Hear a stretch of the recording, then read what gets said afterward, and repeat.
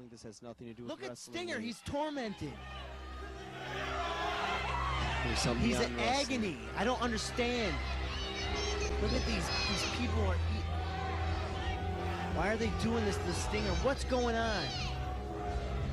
He's tied up and there's no hope at this point.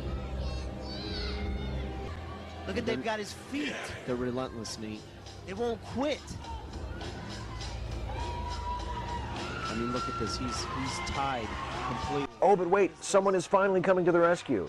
Who's this? It's Bishop Jack Wallace. And the demons are out of there. Now let's think about this. You have a wrestling show that includes some of the toughest guys in the history of the business, both legitimately and in terms of their gimmicks. Greg Valentine, Road Warrior Animal.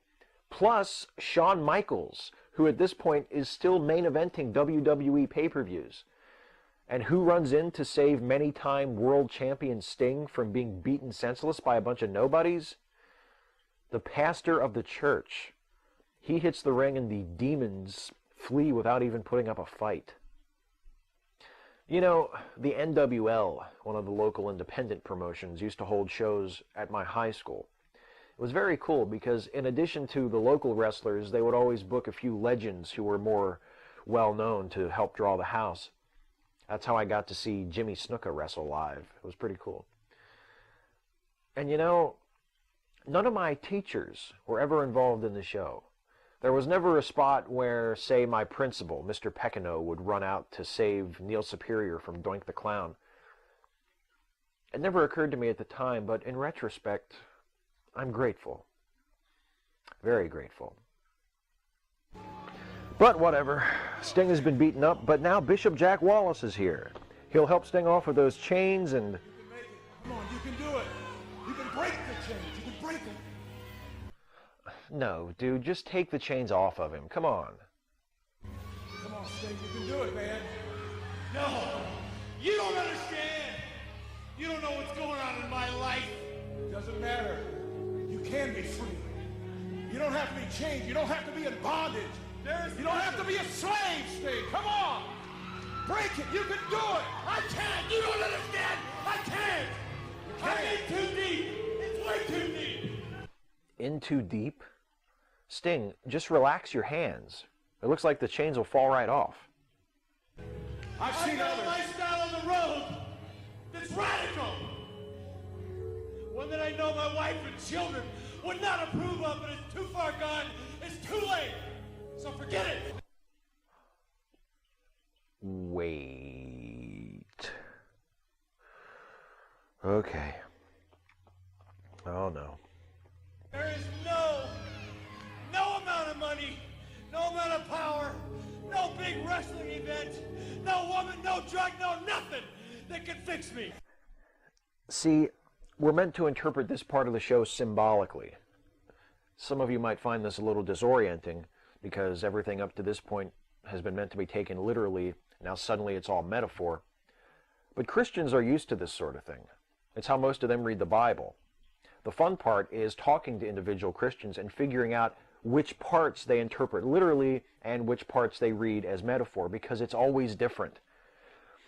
For instance, some Christians might view the chains around Sting's wrists and legs as literal chains, actually put there by minions of Satan, while others would view the chains as representations of the sins in Sting's life, like alcohol and drug abuse, infidelity, or taking part in that RoboCop angle at Capital Combat. Unbelievable as it sounds, there are even interpretations of this show where Bishop Jack Wallace is something other than a pathetic craven fame whore. There is one who can break the chains. Do you see where this is going? Jesus is going to help Sting find the strength to break the chains. Everybody got that? Well, unfortunately, not so fast. There is somebody who can break the chains. I told everybody here tonight. I was coming to make a big purchase. That big purchase is you, Sting. Yes, that jolly fellow with his mic turned off is Ted DiBiase, the $1 Million Man. And I'll let you in on a little secret. The Power Wrestling Alliance was Ted DiBiase's company. He wasn't just a performer, he was the promoter. which makes it even more embarrassing that he was somehow allowed to walk out to the ring without a functioning microphone. To sum up what DiBiase's saying, he has come back to make a major purchase, Sting. He and his money can make Sting a star again, can take him back to the main event of Madison Square Garden. Two things strike me as odd about this, besides the fact that DiBiase is somehow the villain for offering to rejuvenate Sting's career. First, Sting was never very over at Madison Square Garden. He worked almost his entire career for Jim Crockett Promotions, which later became WCW, and I'm not sure if they ever worked Madison Square Garden. Second, like I said, this is DiBiase's show, which means Sting is already working for him. Wrestling in Detroit, in a church. Things like that make me question DiBiase's ability to deliver on that promise. I don't know.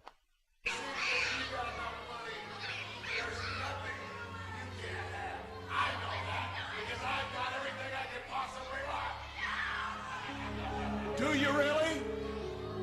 Do you have everything you want? Yes, I do. Think about it. You don't. Sting, break the chains. Ooh, I bet that comeback sent a shiver down DiBiase's spine. Think about it, you don't? You know, I'm not usually a fan of pre-scripted promos in wrestling shows, but in Bishop Jack Wallace's case, I don't think it would have been the worst idea in the world. And on we go. I cut this way down, believe it or not. This segment with Sting in the chains actually lasts a good 5 or 10 minutes. Time enough, I should say, for Bishop Jack Wallace to have helped Sting off with those chains if he had chosen to do so. Just saying. It's an allegory now, I know. Who is the one who can help Sting break the chains? I wonder how much longer they're going to stall.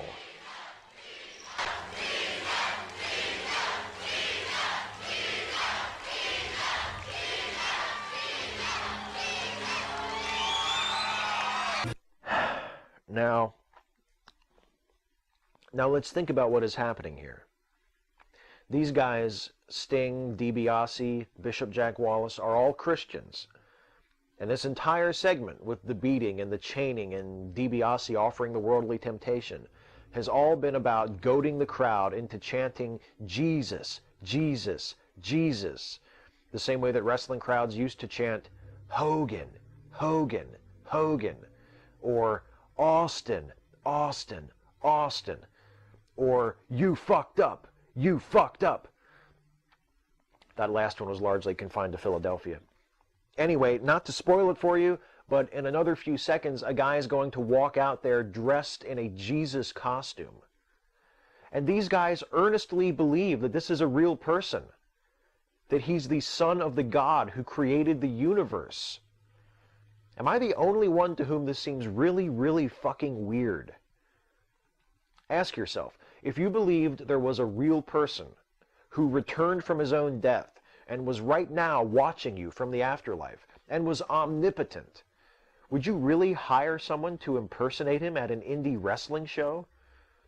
Would you really prod the live crowd into chanting his name and then go on to stage a cheesy reenactment of his excruciating public execution set to the tune of, Jesus, is that a Carmen song?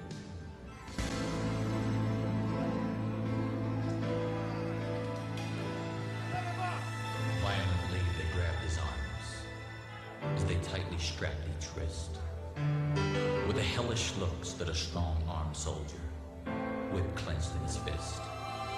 Laced with chips of bone, they beat him hard, from his shoulders to his feet. It sliced right through his olive skin, just like razors through a sheet. If this is how Christians, earnest, sincere, faithful Christians, choose to portray the most significant event in the life of who they believe to have been the most important person who ever lived, how the hell can they expect me to take it, or them, seriously?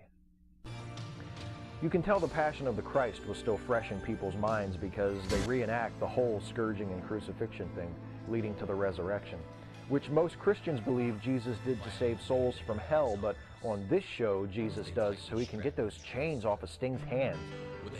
And that Carmen song that plays along with it is the musical equivalent of spilling Jesus' blood and viscera into a wash tub and then diving in and rolling around. The whole thing is incredibly crude and amateurish, but also pretty damn dismal. and not as much fun to watch as you'd hope it would be. And it goes on and on and on. So, with my presentation, I tried to brighten it up a bit. The show goes on after this last bit I'm going to show, but it's just all the wrestlers taking turns giving little come-to-Jesus sermons while not explaining why they declined to run out and help Sting off with those chains. You can find the whole thing for yourself on YouTube if you're interested. Of particular note from the portions I'm not reviewing, the $1 Million Man's claim that he and Greg Valentine laid hands on some deaf children in India and saw them miraculously healed. Since I'm hearing about it for the first time on a YouTube upload of a 5-year-old indie wrestling show, I'm calling bullshit on that and calling it a day. Countless times the blood splattered.